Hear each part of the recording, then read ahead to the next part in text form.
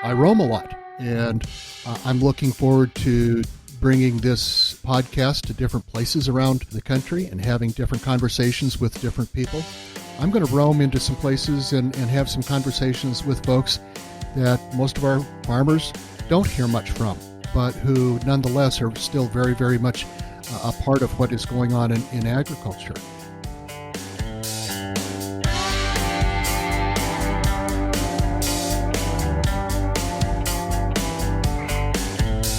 Hello and welcome to Wherever Jon May Roam, the National Corn Growers Association podcast. This is where leaders, growers, and stakeholders in the corn industry can turn for big-picture conversations about what the future may hold. I'm Dusty Weiss, and I have the privilege of introducing this project, as well as your host, Association CEO Jon Doggett. You're going to be able to join Jon every month as he travels the country on a mission to advocate for America's corn farmers. From the fields of the Corn Belt to the D.C. Beltway, we'll make sure that the growers who feed America have a say in issues that are important to them, with key leaders who are shaping the future of agriculture. So you're going to want to take a moment to subscribe to this podcast in your favorite podcast app if you haven't already. That way you can take us with you in your truck, your combine, or your next business trip and never miss an update from Jon. Also make sure that you follow the NCGA on Twitter, that's @NationalCorn, and sign up for the National Corn Growers Association newsletter in your email at ncga.com. And with that, it's about time to introduce Jon.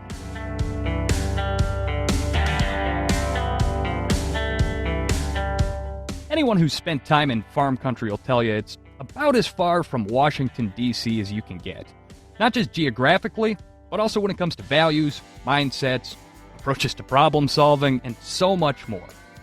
And yet, perhaps more than ever before, the folks on Capitol Hill and the folks in farm country need each other. They need common ground. After all, food production is a national security matter. But growers are facing generational change, and it'll take a strong voice in Washington to shepherd them through. That's where the National Corn Growers Association comes in.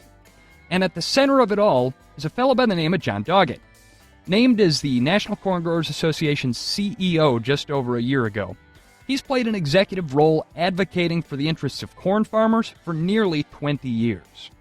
Well, like so many in this business, he traces his roots back to the farm. So, Jon, let me be the first, then, to welcome you to the world of podcasting. Thank you. It's exciting. I'm really looking forward to this. I think that a lot of people have been looking forward to it as word has gotten out that this is going to be happening here. Joining us also today is Neil Caskey, NCGA's Vice President of Communications. Neil, thanks for jumping on. You bet. And I am looking forward to this as well. So, gentlemen, the name of this show is Wherever Jon May Roam. What inspired you to launch this podcast, and what are your goals for it going forward? Well, I'm going to let Neil take the first part of that question, and I'll take the second half after he finishes the first part. I guess for me, it goes back several years. You think about the media world that we're living in, or microtext world, that has kind of rewired our brains a little bit to think in short characters, headlines, punchy, attention-grabbing tweets. And that's just the surface level information that really only just kind of conveys what happened and how someone might feel about it. It doesn't explain the why behind the issue or the situation. And to me, it's just about understanding why something happened. Knowing that, why it happened, why people feel the way they do is the best way to solving problems. Always has been. I'm guessing it's probably always will be that way. And solving problems is really, at least for our members, is what we're paid to do here at NCGA. And more than anything, I think I just want to get behind the headlines. I want to get just beneath the surface of some of the priorities that we work on to shed some light on the thinking behind them. And I guess more important than that, the people behind that thinking, that you can't do that on Twitter. You can't do that on a press release. It has to come in a conversation like we're having here. And Jon, what about you? You're the lucky one who gets to have your name in the show. It's called Wherever Jon May Roam. What does that mean to you? Well, I travel a lot. I go all around the country, do a little international travel, but mostly I travel across the Midwest and back and forth to D.C., and I spend a lot of time in our headquarters in St. Louis. I roam a lot, and I'm looking forward to bringing this podcast to different places around the country and having different conversations with different people. And not only different locations, but different conversations. I'm going to roam into some places and have some conversations with folks that most of our farmers don't hear much from, but who nonetheless are still very, very much a part of what is going on in agriculture. So we're going to have some conversations with somebody from the beer industry. We're going to have conversations with somebody from the environmental community. We're going to have conversations about diversity and inclusion so that we can bring some of these conversations to the tractor, to the combine, to the pickup truck, so that the folks listening really feel like they're part of what it is that is going on in their organization. That's really one of my favorite things about it is when you're talking about a group as wide-ranging and diverse as corn farmers, you're talking about folks that spend a lot of time out on the tractor or in the combine, and it's a great way to reach a demographic that traditionally hasn't really been targeted by a lot of other media efforts. Well, certainly not. It has been amazing to me, as I have mentioned to some of our growers and some of our board members, just how many people listen to podcasts that I never thought they would be listening to podcasts, but they do. So it's not really news to anybody that this is a little bit of a tumultuous time, both in agriculture and in Washington, D.C. right now. And I know there's always a lot of buzz over the State of the Union around this time of year, but from where you sit, what would you say is the state of agriculture right now, Jon? Can we unpack exactly what's going on in this industry, and how did that influence your decision to launch this show? I think that the state of agriculture is probably more chaotic, more stressful than, I think even in some ways, than it was in the 80s. And I was involved in agriculture in the 80s and remember those very tough times. What we have now is, it seems that a lot of things that are beyond our growers' control are influencing their bottom line and how they live, how they farm, and what their rural community is doing in reaction to some of these externalities. And so I think everybody is nervous. What I have heard from a lot of people in agriculture over and over again is, I'm really looking forward to turning the calendar from 2019 to 2020 and having a new start with a new year and seeing if we can have a little bit more of a normal year in 2020. And I think that's something we all want. In terms of New Year's resolutions, that's certainly one that I think that we all have here. It's been a very tumultuous time, but it's also, at this point, it's ambitious, just with everything that's going on, to sort of get back to that normal. Jon, you mentioned that you've been in agriculture since the 80s, and I want to unpack your background just a little bit more. You actually grew up on a ranch in Montana. That's right. Having come from farm country myself, I know that an experience like that does more than just shape your career. It shapes who you are as a person. Life in a state like Montana is also kind of a mystery to the kind of folks that you meet in D.C., where you spend a lot of time. So how do you explain to those folks just how big a state like Montana is? Well, the ranch I grew up on was, when I was a kid, and still is today, 100 miles to the nearest stoplight. And when I tell people that, particularly some of my friends, they say, "Well, that explains a whole lot about you, Jon." But no, it's very remote. The ranch I grew up on, certainly the productivity levels are a lot less than they would be in a cornfield in the Midwest. Our family, has to put a ton of hay in that cow every winter, and we have to irrigate the hay up.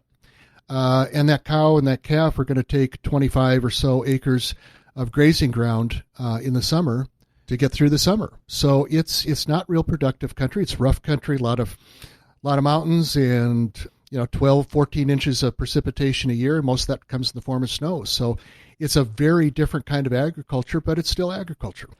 Talking to the friends that I have that grew up on the farm, no matter how they felt about it at the time, some folks loved growing up on the farm and doing chores. Some folks, it kind of grated on them a little bit. But talking to every single one of them now, whether they wound up back on the farm or not, I think a lot of them say they wouldn't trade the experience of growing up there for the world. How do you feel about it?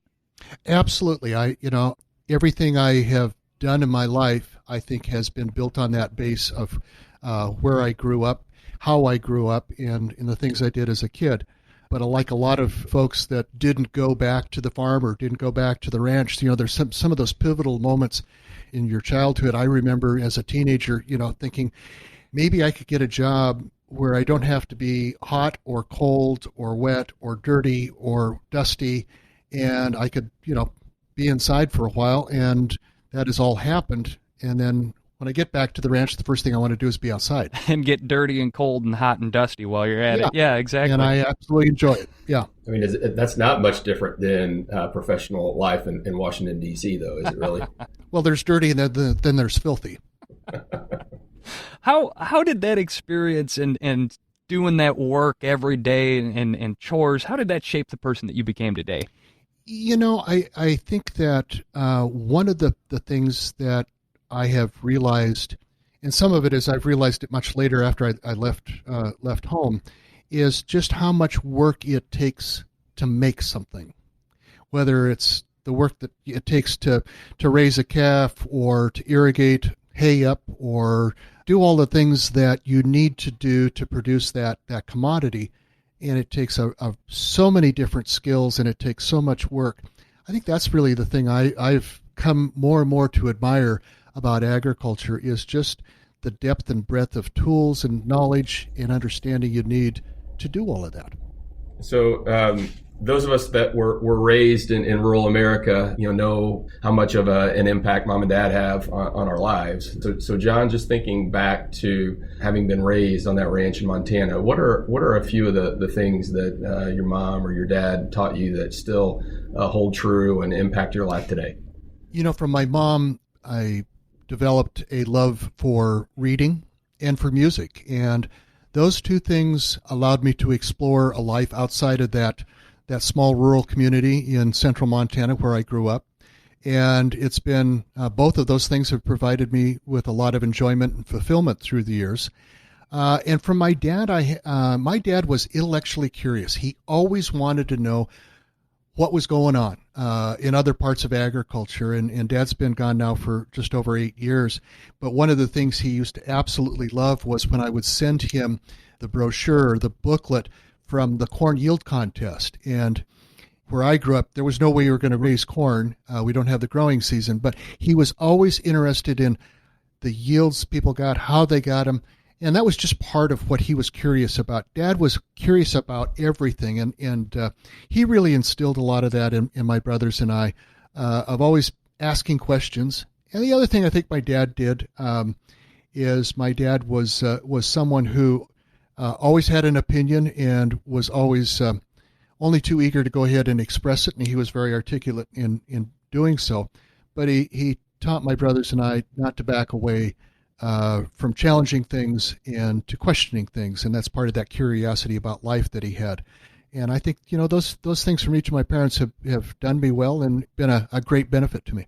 Those sound like great life lessons, and I'm sure that you were grateful as life progressed that you still had your parents back on the ranch and could go to them for counsel or advice, especially once you went off to a place like D.C. But when you first got your job in D.C. working for the National Corn Growers Association, how do you tell folks back home what the CEO of the NCGA does?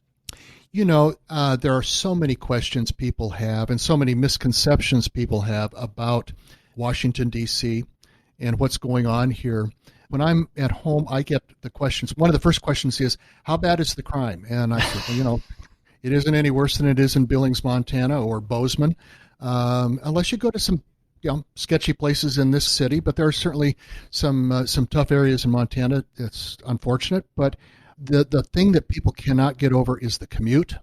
I live 26 miles from the office in D.C., and if I can get into work at rush hour time in less than an hour and a half, I'm just about as happy as I can be.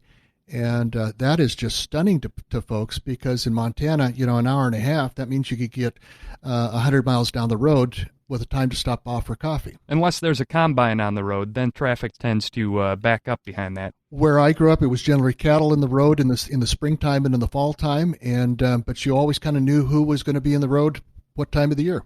So how does it feel then to come back to Montana after all that time that you've spent in D.C.? One of the first things I notice when I get off the airplane and I'll rent a car to go drive to the ranch, and I find myself driving like I drive in D.C., and I have to remind myself to leave the horn alone.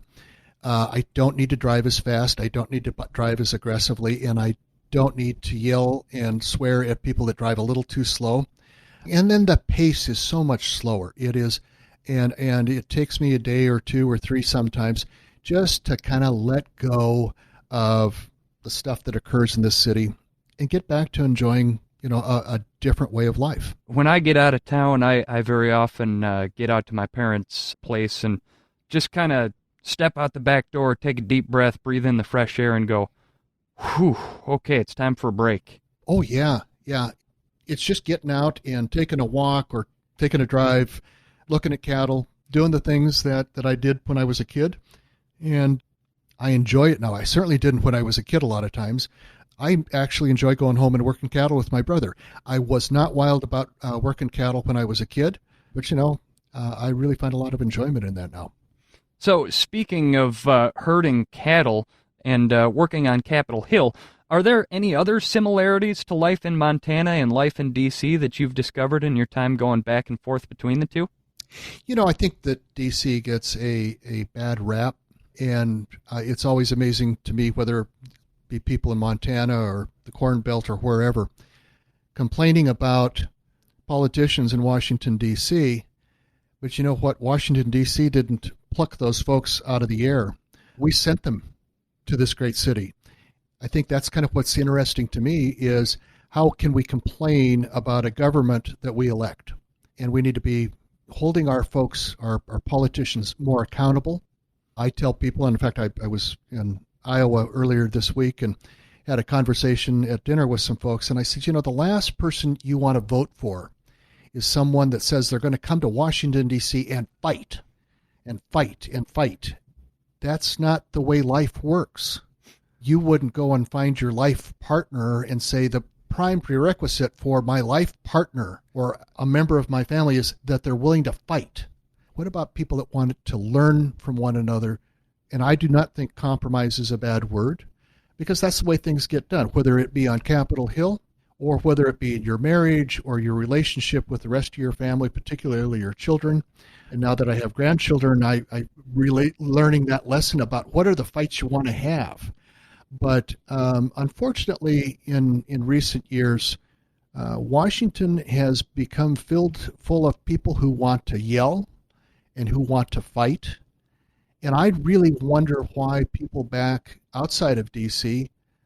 want to continue to send those folks. Can they please send folks that say, you know what, I'm going to go to Washington, and for the first 2 years, I'm going to listen. And if I come from a rural part of America, I'm going to meet and get to know folks who represent urban and suburban districts. And I hope that I learn about their districts and that I get an opportunity that they learn about mine. And maybe we can find some common ground that we can work on some of the many, many problems that face this great nation. And we can start working towards solutions. And that's what we used to do, not perfectly, because our founding fathers did not want a perfect government. They knew that this government was going to be comprised of people. But, I think we need to get back to some of those things that we used to do a long time ago that allowed people to go ahead and get along with one another a little bit better. Jon, you've been in Washington long enough now holding various positions that you've seen a couple different generations of elected leaders come and go. And you noted how it sort of started to skew toward more shouting and less compromise. But in that time, has Washington changed in other ways? Anything for the better, or has it mostly been a backslide? I think there are a couple things, and I'm going to list some odd things. One is I think we need to bring back earmarks. Historically, we've spent less on earmarks than we have on farm programs. That money's going to get spent anyway. And those decisions will then be reached by unelected career bureaucrats. But, there's been a lot of legislation that's been passed when someone who, well, I really don't have a dog in this fight, but, I'm going to vote no. And then somebody comes along and says, you really need that bridge, don't you? Yes, I need a bridge in my district. Well, why don't we go ahead and fold that money for that bridge into this legislation, and you can vote for it, and it gets voted for, and things pass. The other thing is, I think members of Congress ought to live in Washington, D.C., and go back to their district rather than live at home and come to Washington. I remember I worked for a very conservative member of the House of Representatives from the great state of Montana, and I remember when we were marking up the 1990 Farm Bill, Congressman Marlin came back to the office, and he had been sparring back and forth with another member of the House Ag Committee on the other side of the aisle. And I said, well, you kind of pulled your punches there. And he said, I kind of had to, because Cindy, his wife, had invited this member of Congress and his wife to dinner the following Saturday. And he said, I can't really go ahead and let loose and then sit across the dinner table in my house with my guests. And so, I think those are the kinds of things and the relationships that we're not forming. Members of Congress don't know one another. They might know who belongs to their caucus and who they are ideologically similar to, but they're not really meeting other folks, and they're not interacting with other folks. I think those are two things that a lot of folks out in the countryside will say, gosh, earmarks, that's terrible. Living in Washington, they'll get Potomac fever and they'll forget all about us. I'd like to think people can do a better job than that. And I think the other thing is social media certainly has not helped the discourse at all. All it has done is allowed for more shouting in a different form. It hasn't done much to find truth. It certainly hasn't done much to find commonality across a wider spectrum of the political discourse. I think there's especially something to that point that you made about people needing to live in Washington, D.C., because I don't know how your experience growing up in a small town was, but growing up in small town Wisconsin, I very often felt that people had to be more tolerant of other people's opinions simply from the fact that, well, you're going to bump into so-and-so at the grocery store, and so if you call them a lunkhead today, you're going to see them tomorrow, and you have to interact, and you still have to deal with each other. And to a certain extent, I think that that's a lesson that you can take from small-town life and apply to Washington, D.C. and politics in general. But what are some other lessons that you think that the folks in D.C. could learn from small town in Montana? I definitely think Capitol Hill is a small city, small town. You only have 535 members of Congress. And if they could act a little bit more like they were living in a small town, if they spent more time here and if they interacted more, they'd have to be a little bit more tolerant. They'd have to be a little more accepting. And just to kind of let stuff go occasionally. We're always looking for the next fight. We're always looking for the next headline. There's no headlines that appear on a newspaper that says, nothing much happened today on Capitol Hill. That's not a headline that's going to sell newspapers. Neil, I think it's worth exploring your background a little bit here, too. You play an important role in facilitating the communication between these two very different worlds in which Jon lives and works. So what does it take to do what you do for the National Corn Growers Association? Wow, that's a loaded question. I do want to go back to one of the things that Jon said. Just in Congress, we need more people that know how to listen and are willing to do that, and a lot less people that are wanting to yell. So I worked in D.C. for 4 years. So I don't think I ever tell anyone that I lived in D.C. because you don't know that 4 years really allows you to say that about any place. But I had that small experience primarily because of something that my family, just some kindness and good that came from Washington. We grew up in a small rural town in southeast Missouri, town of Sykeston. We were represented by Congressman Bill Emerson, so father of who, Jon? Cat Emerson, who right. Up until a couple days ago worked for us. That's right. And so, we just an ordinary family. We didn't give much, if anything, to any political party or person. But we had a situation we needed help, and he did. And so he leaned in and he helped our family. And I was just struck at a young age at just how someone that, at least to me, that seemed so powerful, that was willing to just kind of stand in and intervene on our behalf, with the federal government. And so since that day, I have always been fascinated by politics, and people like Congressman Emerson, that he was willing to listen. So he was a Republican that probably had as many Democrat friends as he did Republicans, and probably didn't even care what letter sat next to their state in a press release that they were mentioned in. But I've always been fascinated by politics, and so that fascination has changed.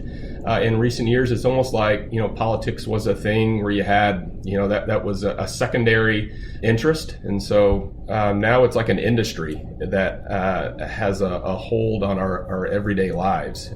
Colors, the colors in the earbuds that I'm listening in this conversation today. There is a red for I guess that's to connote right side of my head, and blue to, plug into the left ear. And so, colors have been politicized.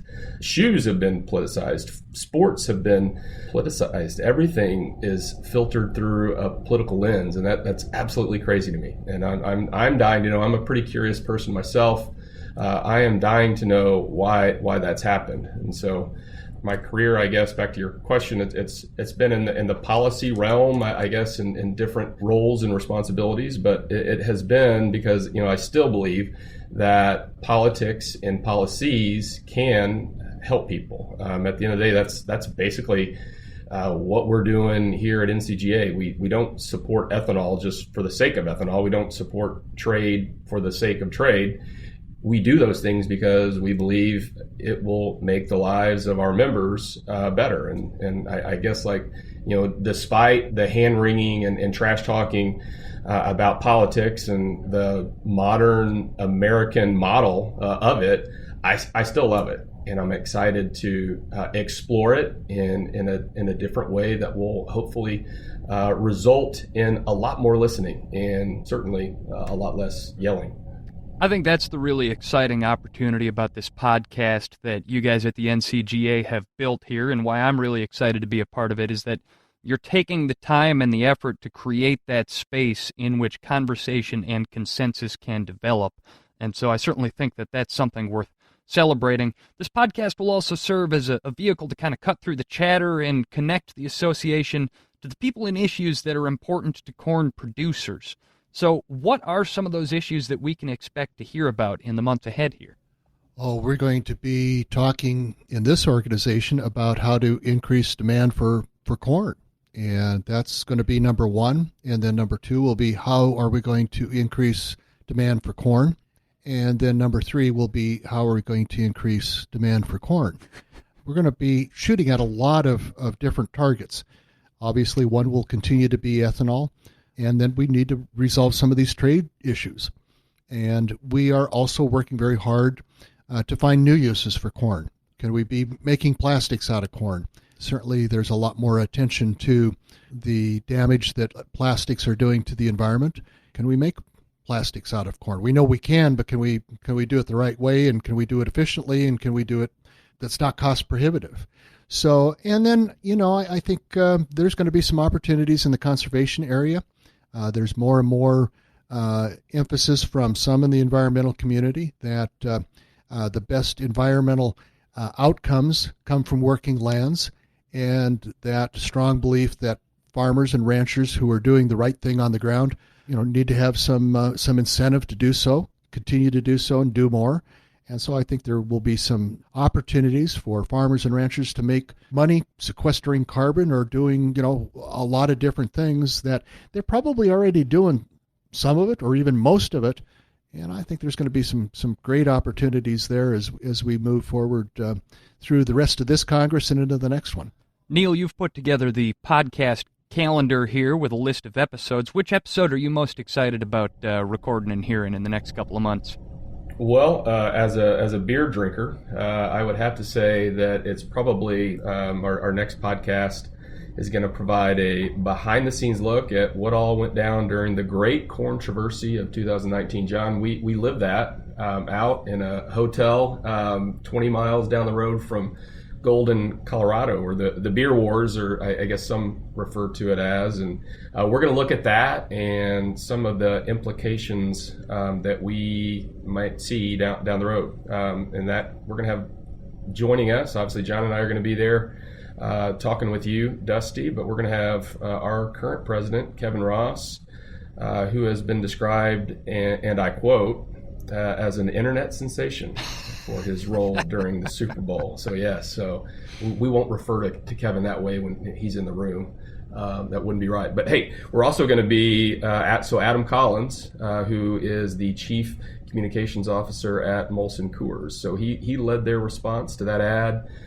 We didn't know Adam until about 2 a.m. The next morning, and he has really developed into a tremendous advocate for our organization and for corn farmers, more importantly. And so it will be fun to relive that moment with I guess some of the people that were really on the front lines of that. Jon, wouldn't you agree? Absolutely. That was about as much fun as we've had in quite some time, and we had the right people in the right spots. We were in the right location. And sometimes it pays as much to be lucky as it does to be good. Well, the fact that you guys are still standing after tangling with the world's largest macro brewer, Anheuser-Busch, and the Bud Light brand is a testament to the fact that it's a fantastic story, and I can't wait to tell that one. Folks will have to tune into episode 2 to hear how you guys went to battle with Bud Light. But we're doing a podcast. You both wind up spending a lot of time on the road. So outside of this show, what are some of the podcasts that you enjoy listening to? Well, I listen to On Being with Krista Tippett. It's I don't know how to describe, it deals with a lot of spiritual issues. She'll have rabbis, she'll have Hindu priests, and she covers the whole waterfront of different spiritual backgrounds and histories. The other one, I listen to a lot of old-time radio, particularly Gunsmoke, Have Gun Will Travel, and Fort Laramie. Those are my favorite 3 old radio programs, and I listen to podcasts with those and other old radio shows. Those are classics. They don't make them like that anymore. They don't. What about you, Neil? A little different approach, and so I listen to 2 kinds. One, I am a huge fan of, I had to qualify, Olympic-style wrestling. Jon wanted to know during the interview if you went on any of my social media properties, if you would find anything that I would regret and that would probably preclude my employment in the organization. And I said I was a wrestling fan, so you'd see a lot of posts about that, and his eyebrow raised. It wasn't, that was the first time, certainly hasn't been the last time that his eyebrow has raised when I told him something. Was he smelling what The Rock was cooking? So to be clear, I am an Olympic-style wrestling fan, and most of the podcasts I listen to, I'm like one of 2 in this country. My brother's the other. But I also, if I'm not listening to Flow Radio Live, a little plug for that, I listen to Freakonomics Radio, Revisionist History. I love that, just the whole field of behavioral economics. I love understanding why people do, or just learning more about why people do the things that they do or believe the way that they believe. And to me, that's just fascinating to kind of look at historic events or just things that we thought we understood and looking at it from a different point of view. I hope we do some of that here. I'm no behavioral economist. I don't think Jon is. But I hope that that's the type of depth that we can provide to the things that obviously the corn industry cares about. Well, we will be channeling our inner Malcolm Gladwell to really bring that across in the next episodes here. But we're winding down here, and we've covered a lot of ground in this first episode. And in laying out some of the issues that corn farmers will face in the next decade, it's pretty clear that there are some hurdles to overcome. In fact, sometimes it seems a little bit easy to just get down about the future and wallow, so I think it's worth ending on a positive here. What are some of the things that the corn industry should feel good about, Jon, as we head into 2020? I have heard one of our board members say, and I've repeated it a number of times, if you haven't been on a corn farm in the last 5 years, you haven't been on a corn farm. And, what I think is so fascinating about this industry is the innovation and the adaptation of technologies. When I talk to folks on Capitol Hill and they have this preconceived notion about agriculture and they quote a lot of things from, the 60s or 70s or 80s, and I hold up my cell phone and say, well, what did your cell phone look like in 1979? Well, I didn't have a cell phone in 1979. Well, what did your cell phone look like 10 years ago? Well, it was, such and such and such and such. And I said, well, but you have a completely different cell phone now. Why did you get a new cell phone? Well, I've had 4 new cell phones in 10 years. Well, why is that? Because the technology keeps improving. And I said, so why do you think that cell phones and technology that you're using as a consumer is moving faster than the technology we're using on farms and ranches? When we take people who've not been exposed to agriculture to a farm and they start understanding that the equipment is running off GPS, that spray nozzles turn on and off when you get to the corners. The things that we're doing now would have been unbelievable even 30 years ago. And I think that's what's really so exciting is that technology is there on the farm. And our challenge now is to go ahead and take that innovation and that ability to adapt and take that to the other parts of agriculture, not just the production of the crop. Well, the show is called Wherever Jon May Roam. So, Jon, where are you roaming in the first part of 2020? What's on the docket? Well, we just got back from Vietnam and Myanmar. Fascinating trip. Some great opportunities for the corn industry in those countries. And then next week, the board will be holding their retreat in Chicago, which is going to give us an opportunity to talk about strategies for the future, not just 6 months down the road, but maybe 20 years down the road. I'll be going to Houston for the RFA meeting their annual meeting. And then we're going to be at Commodity Classic at the end of February in San Antonio, Texas. And that will be a very big event, and we'll be very, very busy with that.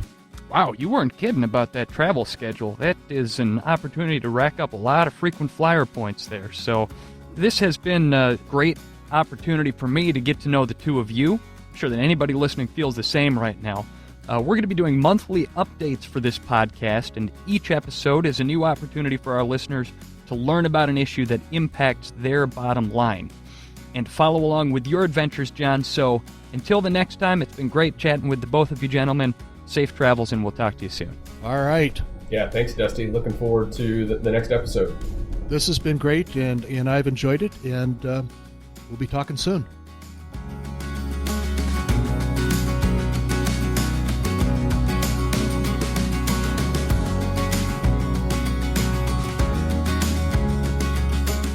And that is going to wrap up this edition of Wherever Jon May Roam, the National Corn Growers Association podcast.